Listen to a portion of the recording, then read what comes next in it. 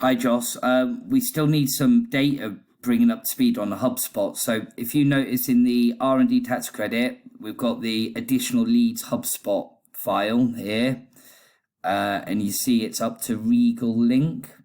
Now, what we need is the details pulling from the appointments booked system. So if you go onto the appointments booked and the old system, we've got Regal link here. So Nube, Phoenix, etc. down here, and then also onto this tab here, and then Lucas Construction, etc.